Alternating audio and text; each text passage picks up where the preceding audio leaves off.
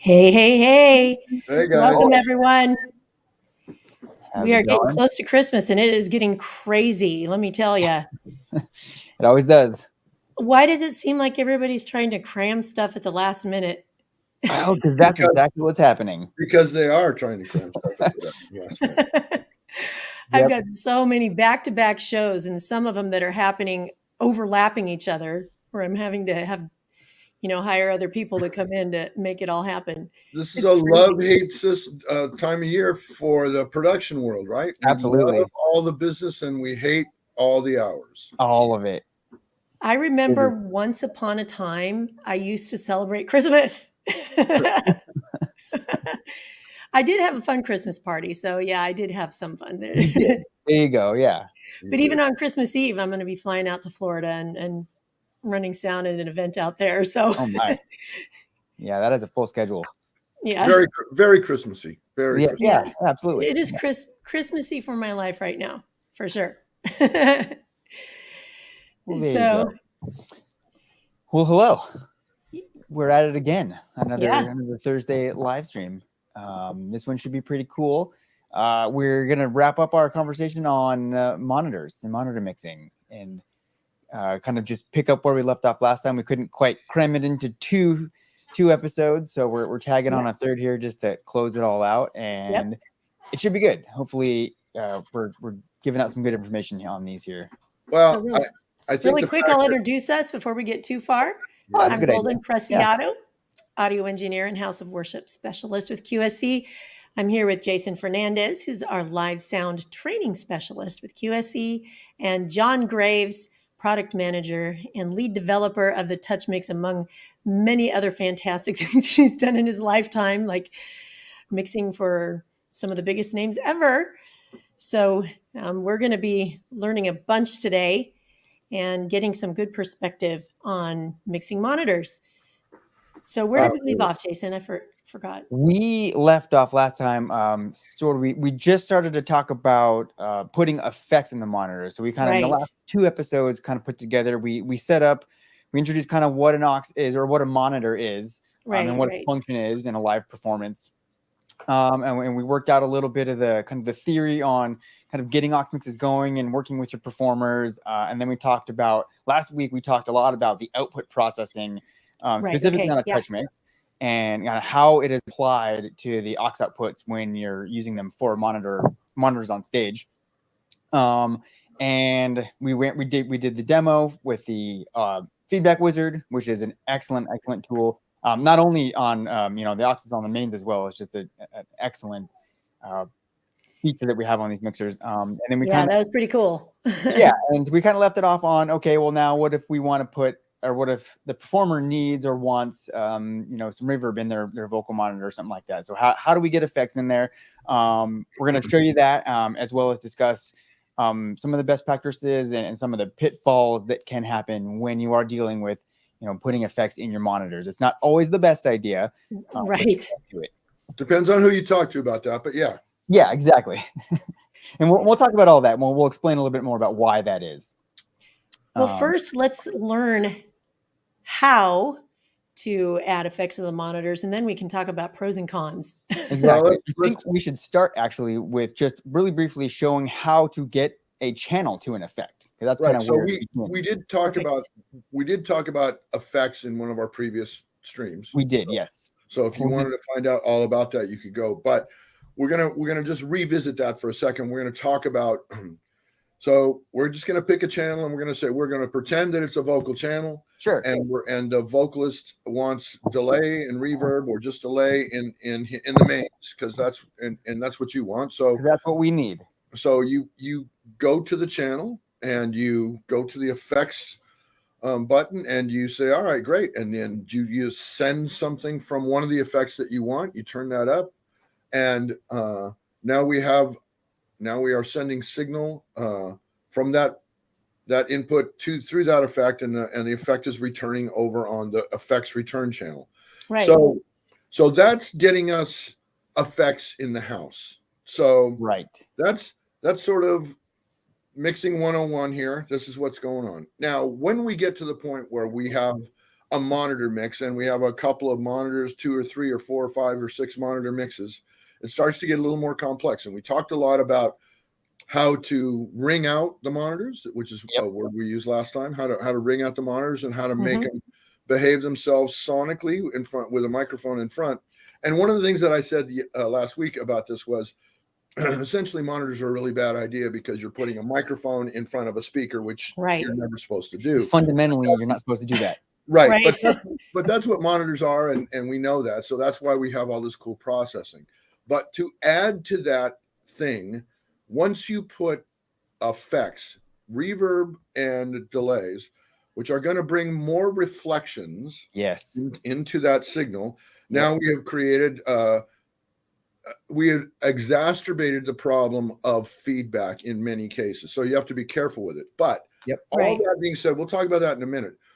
But one of the most asked questions that we get is, how do I get my effects into my monitors? Because on many consoles, it is challenging. If you're a sound guy and you have a big desk and you know what's what, you know how to go figure out how to send it to your aux. But if that's not really, if you don't have all that experience, we wanted to create an easy way for you to get it on a TouchMix. So if you've gone this far and we've sent the effects from the channel and it's in the house, but now we want to talk about monitors. The way that we have decided you can do it is, Jason, if you just touch the effect that you're sending. Absolutely. And now it brings up the effect, the parameters of the effect. But beyond that, it also at the bottom gives you direct sends to the auxes, which is super cool. You don't have to think about anything. No. You say, oh, look, monitor 1 is my vocal monitor, and he's the guy who wants effect in there, and you can just turn it up there. And then, if it turned into a situation where other guys wanted the effect, then you could do it that way. In this particular case, probably not so much, but it's possible. And right there is probably the easiest effects send to a monitor on any desk I've ever seen. Yeah, that's it. Agreed. You don't have to think about any of the routing or what's going on behind the scenes. You just go to the effect and you got your monitor sends right there. Right. I went to the effect and it said monitor, or it said aux, and I could turn it up, and that's all I wanted. There you go. I am going to say it's a good idea to label your effects. Oh, 100%. Yeah. Labeling on auxes and the effects is really critical, and Golden knows that I never do. But that's because John rarely labels and what is what, but he knows it in his mind. But I mean, if you can have it all in your head like that, that's great. But I would highly recommend label everything. Label your once input, you start working with other people who are using the mixer, then it really helps to. You're right. You're all right, and I of course always label. This is just a joke. This is the very first easiest way to get effects into a monitor, right? Yeah. The first way. The one thing that we talked about, or the other thing that we talked about in the previous effects live stream we did, was we talked about the really cool thing that we made called the Effects Wizard. So we went to the channel here and we sent an effect from the channel, which is the way we explained effects in the first place. Was I wanted to start there. So you go to the input that you want, you go to the effects send tab, and you send the effect. But there's a lot to that. That's a normal workflow. What we tried to do here was we added this effects wizard, which helps make some decisions for you and makes it very simple. You tell it, like, I have a vocal, I want some vocal effect, I'm not exactly sure. If you look at the way this works, it'll give you choices, what the signal is and what the choices are, and you can just assign it, and it automatically puts an effect on that, and it brings it back in a nominal level, and you're an immediate genius, right? And the thing that I found that's so wonderful about this is, if you kind of are a little bit clueless, and that's okay, because everybody's at different places and they're mixing and figuring stuff out, then this wizard will help guide you in choosing something that is made for that specific instrument or vocal, which is awesome. It makes you look really good. Yeah, and it might give you an idea of something you might not have thought of, because we actually did the homework here and only chose effects that really work on that right signal. Now, once you've done that, then you look below and you say, well, where do I want it to go? And it gives you that strip of channels, and you say, I want it to go in my vocal or wherever that is, and you just and you touch that. Again, if the channels are labeled, all of those labels will show up here. We're working from the default setting here, so nothing is labeled, but that's correct. You get the idea. So once you've done that, it's automatic and it's sent at a normal level. And as I said, all of a sudden you're a genius. But to add to that, below the channels, we also did the same thing. We added the auxes. So all you have to do is touch the aux and it automatically sends that level. Now, in the effects wizard, it does what we've done everything on the wizard. It's just going to send a nominal level, right? So you don't have to choose a level. It's going to immediately happen. It may be less than you want or more than you want, depending on what it is, but what it won't be is some unbelievably saturated sound, right? Right. It will be at nominal level. So might have to add more. Yeah. So if we're just looking at effect 1, which is kind of what we started with there, once I unassigned using the wizard, I unassigned it there and then reassigned it, and this is the level that we're getting. If we go back into the channel and take a look. Right. So it's going to bring some effect back in the house and some effect back in the monitors. And by the way, that may be perfect for what you want to do. So those are the easiest ways to do this. Once you get to that point, there are a couple of other tools that we have. We have the overview for the effects, which tells you where the effects are all going. And that is, if you scroll over to different tabs on banks, and show you where all of the effects are going. Yes, exactly. And that is a way to double check your work, make sure everything is good. And you get the whole mixer at a glance. And the other part of it is we have the same function for an aux overview, so you can look at the auxes and see what's sent in the auxes. So there you go. And love the overview menus. On the aux channel, you can actually touch it and use the encoder wheel and change the level. So you could do something from here if you wanted to. Yeah, right. It's a live screen. Everything is live. Yeah. So those are the immediate ways, the simple ways, and the ways that we think we made TouchMix really easy to do effects, right? Yep. And there's a couple of other things that come in play here. So now I've got effects in the monitor. And what we've talked about before is effects. John, yes. So there's one more way I wanted to show, and as far as adding effects, because there are times when we give the player, we give the player remote control, and this is the only view that they get. So how can we add effects using this view when the player gets to run his own? So this view is the monitor view in faders, right? Which we talked about earlier in last week or the week before, right? Right. So you choose the channel and you touch the mix that you're talking about, and then you would just go to the bank at the top that says effects. Right? Yes. Right, Jason? Yep. And then once you touch that, you see, oh, look, I see you can add more or less effects. Added. But that is correct, Golden. And if you are using a phone app, right, Yes. from us for your own mix, then that's the only way you can control it. Correct? Right. Absolutely. So this Okay. also, Sorry to interrupt. I just had to say that. No, that's good. I want to add to this because this actually illustrates a really, really good aspect of getting your effects into your monitor. So what you're actually doing when you're adding effects to a monitor mix is all you're doing is simply you're just adding the effect itself, the effect output into that monitor. So when you're working with the main output, and this is a good differentiation to make, when you're working with the main output, you have the ability to control how much signal is going to the effect and then being returned to the main output.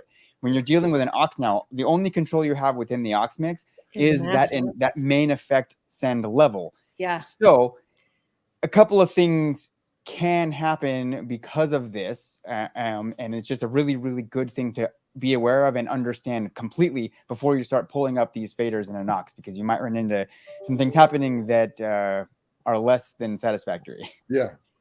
Yeah, exactly. Like if your vocal effect is sharing with the snare, say, you're going to be getting a lot of snare effect in your common occurrence.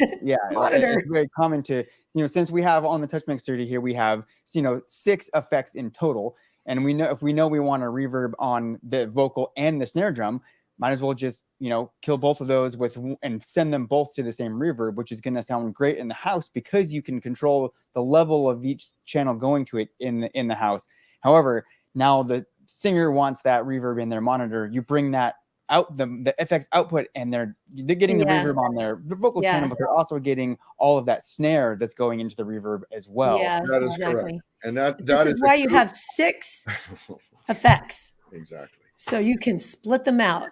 I would suggest keeping the vocals on their own effect, and then having 100%. one that's separately for percussion and drums, and then one that's separately for instruments. With 6 to choose from, you got a lot of choices. You've got a lot. Yeah. Yep. Pretty cool. So back the last thing I want to talk about in this case, because we're talking about monitors, about wedges, right? About speakers on the floor, and as we said, once you bring effects back into the monitors, you are introducing more reflections than you had before, and the potential for regeneration, which is what feedback is, right? Right, exactly. Is sound going out of the speaker into the microphone, into the speaker, into the microphone, into the speaker, into the microphone, and hence feedback. So no fun. I don't have a pro tip. I might have a best practice, which is listen. You need to pay very close attention to it and try. Sometimes time does not allow, but try and listen to the mix that it has effects going through it by itself. Turn the house off, turn the other monitors off, listen to that so you can see what the level actually is, and then turn the house back on and see how that affects it. The other monitors won't really affect it that much unless you're spreading the same effect through a bunch of other monitors, in which case you're exacerbating the problem. But getting a sense of this, so it is sometimes a negotiation with the artist. And by the way, at the end of the day, we tease about this all the time, but without the artist, we don't have anything to do. So you got to make them happy. The talent is the talent, and we respect that. So we want to make them happy, but sometimes if they want it swimming in reverb, we will have to make concessions for how loud the mix can be and things like that to control it. But it is something you need to really pay attention to. And if you have the ability, the best practice is try and listen to what you're doing in situ, right? You can do it. You can cue up the mix, by the way, if you're sitting someplace far away. Yeah. You can put headphones on and cue it up and get a sense of balance. But it's not quite the same thing as acoustically listening to it. But these are things that you want to do. Now, so that's the conversation about how cool and easy effects go into auxes and all the rest of that. Now, the one other thing I want to talk about with monitors, because really this is the last monitor thing. TouchMix has a lot of auxes for the size of mixers that they are, right? And I think, Golden, you've touched on that before, how valuable it is to you. That allows us to do something on these mixers that you can do on other mixers, but maybe more readily on this. because you have 14 outs, that would give you 7 stereo outs. And you say, why would I need stereo outs? And stereo outs means that I need in-ears. So there you go. You can run in-ears off of this mixer and have the coolest mix. And there's a few features that we put into this. So Golden, you do ears on this mixer, both for yourself and for artists and for others at the venue you work at. So give me a few of your tricks and tips on doing aux on monitors, on ears. Right. The first thing that happens is not everybody is always in ear. So we'll have a combination of wedges and people on ears. The best way to do in-ear monitors is in stereo. So we want to link those. Go ahead, Jason, and show us that. Let me put this on here. So we by will going want to link those auxes together to create a stereo mix. Yeah. So if I'm in aux 1 here, I'm going to go open up my output processing. And then on my setup screen, I engage the link button and confirm that I do want to link. And then if you noticed over here, now aux 1 and aux 2 got combined together. So now there's just one big, large button for aux 1 and 2, indicating that they're, in fact, one mix. If I hit my home. So now I have one mix for my 1 and 2 output, which is now a stereo output. And you can do a mono in your mix, but stereo is like the Cadillac of mixing here, because in a mono mix, people will start to add inputs from other channels into their mix, and it's this one big wall of sound straight up the center, and it just becomes a lot of volume without delineation. Because you can pan the signal, right, Golden, on a stereo mix. Well, on a mono mix, you're up the center, but on a stereo mix, you can pan things to the right or to the left where you want them to hear delineation, and keep that which you want to reference the most of yourself straight up the center. So it ends up doing two things: creating delineation so you can hear better. You can actually turn down the volume of your in-ear mix when you do it this way, because you can hear more and you're hearing more naturally, like your ears would. Some people like to pan the mix to where people are standing on stage, and then some people like to create a full-on record in their ears. You can, you can make an amazing mix in your ears. And that speaks to what I wanted to talk about. So now we're talking about ear mixes and effects, right? Right. The fact that you have an ear mix and then you have effects, now you can really give the artist something like a front of house mix, right? Like a record mix. Yeah. You're not worried about the interaction between the microphone and the speaker. Exactly.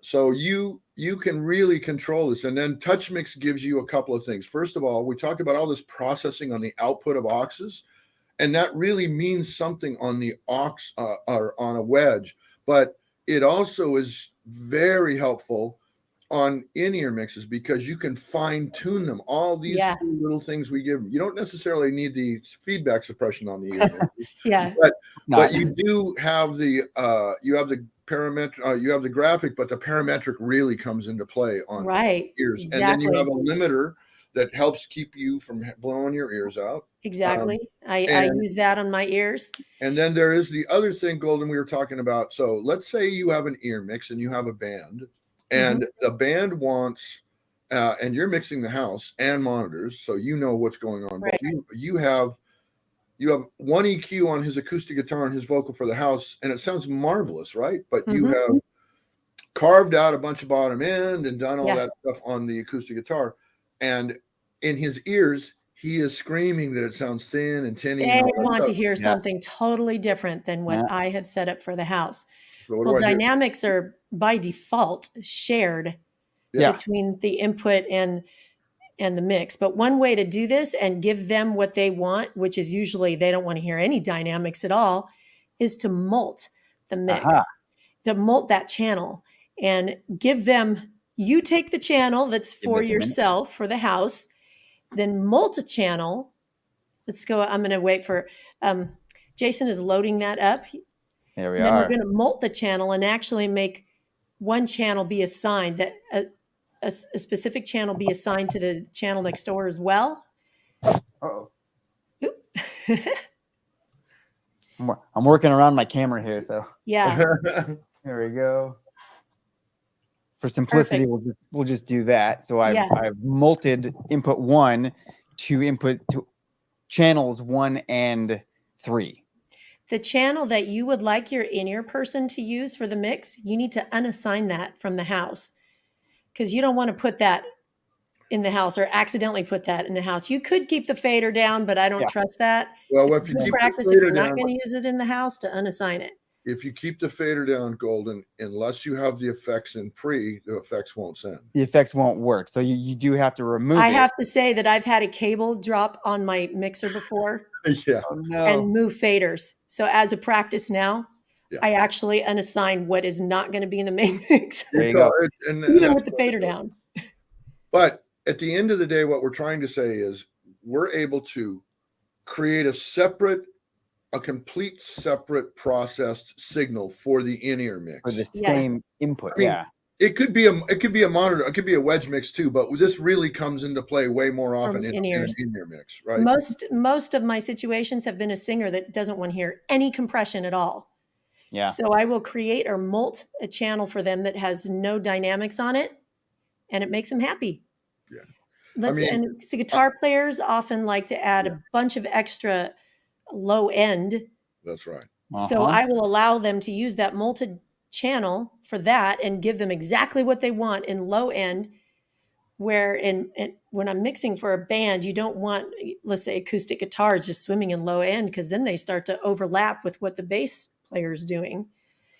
But that's the way I can give them what they want in their ears and make them happy. We should point out while maintaining the front mix. This is only available on the TouchMix 30. Right. That is good to point out. Everything else we talked about is available on the 8 and the 16, like all the other cool stuff. Everything. And then there was one other thing I wanted to talk about from an ear standpoint. Yeah. So in ears, most of the time you see an artist with ears in and a belt pack on or something like that. But that's two things.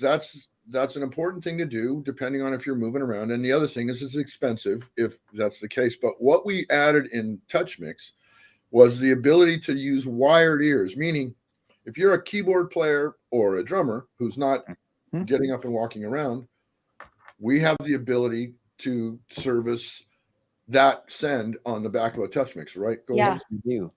And so, I use that personally. Yeah, I do as well. When my mixer that would be because you're a drummer. I am, exactly. I'm stationary. I'm not going anywhere, so I just run my in-ears directly into. I'm using a 16 when I play, but I've got two stereo outputs dedicated on the 16. I can just use one of those direct to my ears, and I'm good. I love it. Yeah, when I'm doing solo stuff, same thing. I just use the one right on the mixer. Yeah, they're labeled on the back, so those are different than the regular outputs. So we have regular aux outputs, but we have, depending on the mixer, 1 or 2. Wired ear outs, meaning that they have a little more power, which drives your ear. So, frankly, if you have a TouchMix for the price of a set of in-ear buds, and how good or how bad you want them to be goes from, you can buy them for $5 to 5,000, but you don't have to buy the transmitter depending on what it is. And Golden, who is, by the way, not a drummer, still uses them because she's a piano or a keyboard player or a guitar player and singer, and she's not moving around a punch when she's doing that either. Exactly. Right. Exactly. So it works. Stationary kind of singer-songwriter thing. Yeah. One other thing I want to mention before we get too far away from this topic is I don't recommend that you ever give somebody control of a wedge. I've done that before, and it's a bad idea. They sent it into feedback. Yep. Not much you can do about it. But giving remote control to a person who has in-ear monitors is perfectly wonderful, and they actually love it. And I think in another session we can talk about granting remote control, because that is such a cool feature. And I have so many bands that come through with in-ear monitor users. And I got them connected to the mixer, and every time that house band comes back, they just connect themselves. They turn on their phone and it's there. And I don't have to take any requests from them because they're doing it themselves. Yeah. That's a free personal control of your ear mix, right? Yeah. I mean, they just download the app onto their phone and they're in control. Yeah. Get them connected up and they're off to the races. Yeah. It's awesome. Well, we have just about used up our time, but I wanted to quickly run through our groups that we have on Facebook. Number one is our TouchMix group. If you own a TouchMix or interested in owning a TouchMix, and we've been talking an awful lot about it in these last several streams, this is a great group for you to find out anything you want about a TouchMix, and the users are pretty share a lot of information, and it's a really informative group. The other Facebook group we have is hosted by QSE and myself. It's called Church Sound Training, and this was actually created for church sound people and their volunteers. But the audio concepts that are taught here are universal and applicable across the board. Just recently added to QSC's website is our House of Worship audio training series. And this is a modular online training course where you'll learn the basics of audio engineering for houses of worship. This course covers everything from properly rolling a cable and setting up a PA system to building monitor mixes and running sound for your service.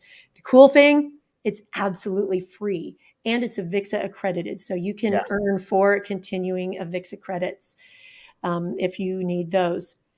Hey, you guys, it's been a bunch of fun. Pretty awesome. Yeah. So thanks, you guys, and please have a great holiday. Yes. Yeah. Totally. To all. This will mark the kind of our last live stream until after the new year. Yeah. So yeah, we'll see you on the other side. Yeah. Thanks, guys. I'm Golden Preciado along with Jason Fernandez and John Graves. Merry Christmas and have an awesome holiday season. And bye for now. Thanks. See you guys.